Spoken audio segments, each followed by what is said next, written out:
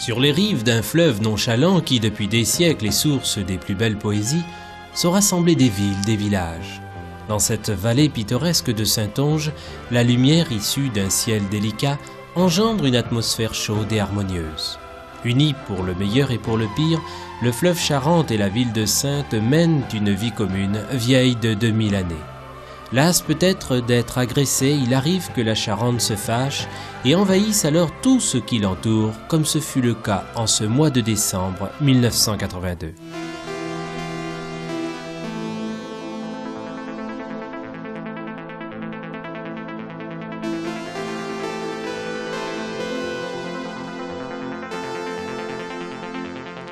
Alors que chacun s'active à préparer les traditionnelles fêtes de fin d'année, la pluie ne cesse de tomber en Saintonge.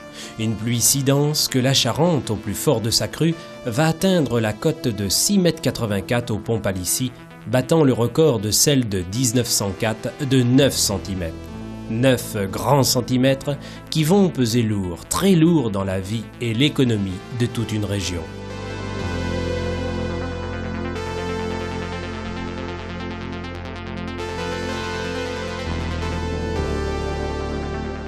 24 heures sur 24 s'organise la ronde de distribution de parpaings, de madriers. Il faut sans cesse rehausser, colmater, pomper, geste dérisoire face à ces eaux qui inexorablement s'infiltrent.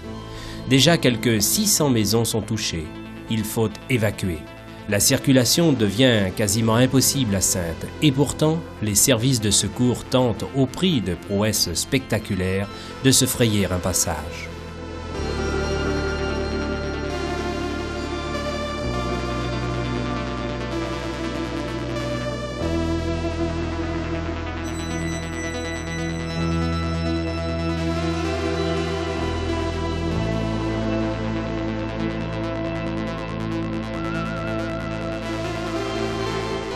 À 16h, le 20 décembre 1982, Jacques Monestier, préfet, lance officiellement le déclenchement du plan Orsec. Un plan synonyme d'urgence et de moyens considérables.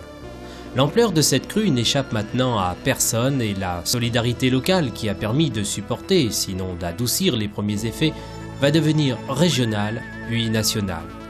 Pour les hommes et le matériel, on bat le rappel de partout. Il en viendra de tout le Grand Sud-Ouest. Hommes et matériels seront soumis à rude épreuve. Monsieur Jean-Claude Reynaud, commissaire adjoint de la République, a été chargé par délégation de la responsabilité des opérations du plan Orsec. C'est la première fois, depuis très longtemps, on parle de crue centenaire, que les eaux ont envahi la région de Saintes, cette ville de Saintes. Ça a été une période difficile.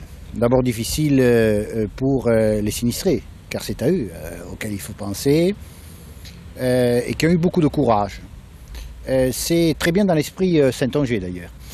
Il faut dire aussi l'importance des moyens qui sont intervenus et la façon dont le plan Orsec s'est déroulé.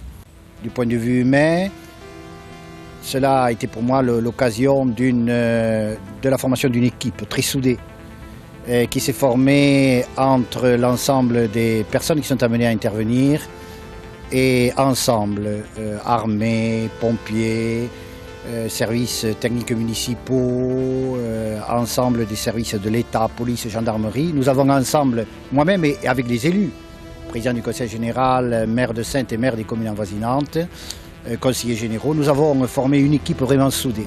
Et j'en retirerai du point de vue professionnel le fait que nous avons appliqué certes les textes du plan Orsec, mais nous avons fait plus qu'appliquer ces textes et nous avons formé une équipe particulièrement soudée.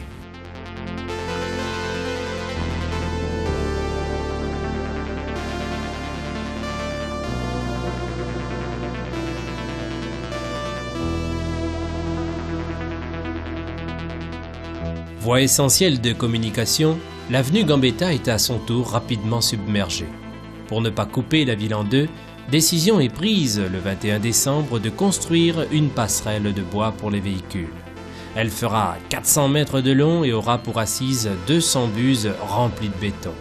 Il ne faudra pas moins de 10 km de madriers pour constituer la chaussée et les garde-fous.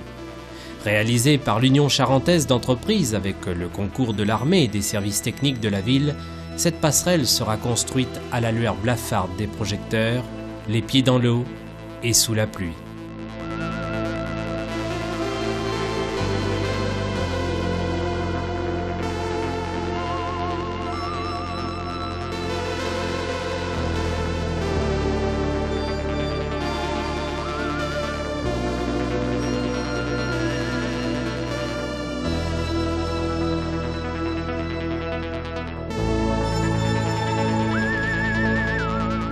Face à l'épreuve, chacun s'organise, lutte pour que demeure malgré tout la vie de la cité.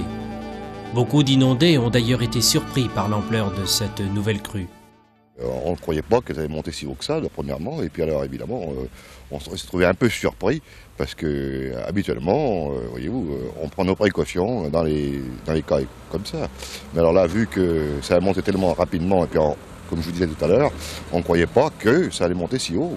Hein, vous voyez, c'est surtout ça. Alors dans ces conditions, comment on s'organise la vie d'un sinistré? Eh bien, disons qu'il faut essayer de sauver au maximum tout ce qui peut être sauvé. Hein, voyez-vous, dans le cas présent, hein, c'est ça. Mais alors, c'est pas toujours facile, parce qu'évidemment, vu l'eau qui a monté rapidement, hein, même avec des cuissards, on ne pouvait même pas y aller en dernier temps, vous voyez.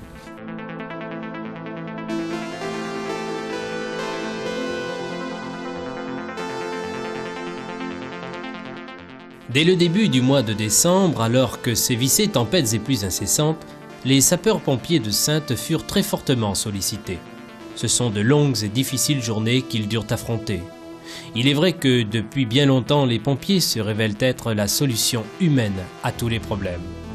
Quel événement vous a le plus frappé? C'est-à-dire que j'attendais avec impatience le déclenchement du plan Orsec, car en maison de moi-même, on était submergés, on ne pouvait plus répondre aux besoins des sinistrés. Combien de jours avez-vous tenu seuls les pompiers de Saintes? Oh, facilement 8 jours.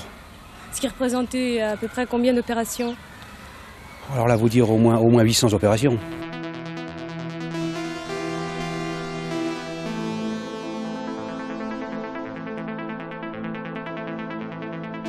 Au point central du plan Orsec, dans toutes les équipes de sauveteurs et les services publics, chez tous les sinistrés ou presque, cette crue qui dure finit par créer des réflexes. L'angoisse des premiers jours à circuler sur les madriers ou bien à monter sur les bateaux s'est estompée. On pompe, on évacue, on surélève, on s'adapte à tout. Dans la catastrophe, chacun a appris à vivre autrement.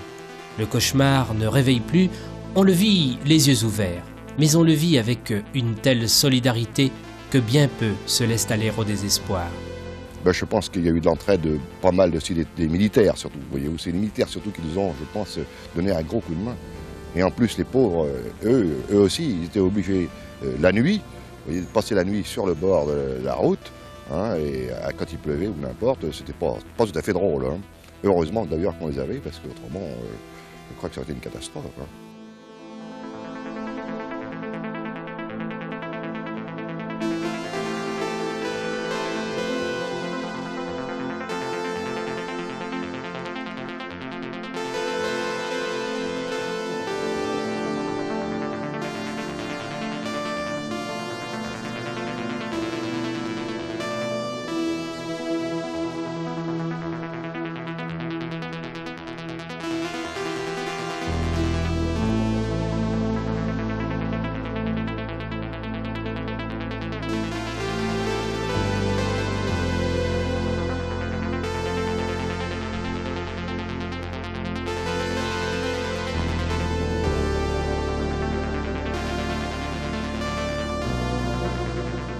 De toute la région, on accourra pour voir ou emprunter cette passerelle dont la construction, assurée en 24 heures à peine, demeure un véritable exploit.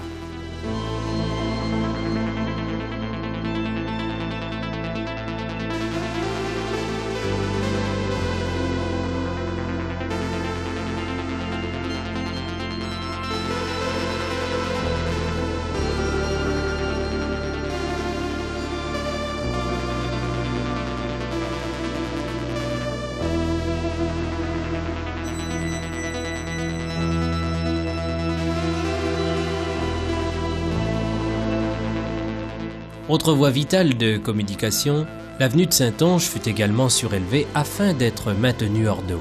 C'est une épaisseur de bitume de près d'un demi-mètre qu'il fallut déverser, et ceci au milieu d'une circulation impossible à interrompre.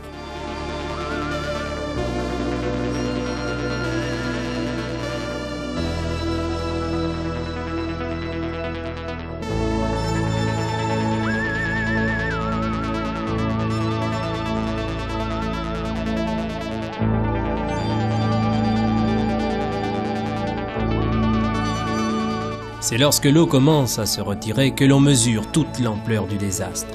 La crue du siècle restera à jamais gravée dans les mémoires. Ben, on dit que ça ne reviendra plus. Hein, et remarquez que dans l'immédiat, on dit bon, ben, ça ne reviendra pas, c'est pas possible. Et puis, comme je vous disais tout à l'heure, on ne croyait pas que ça allait monter si haut. On ne croit jamais d'ailleurs que ça monte si haut.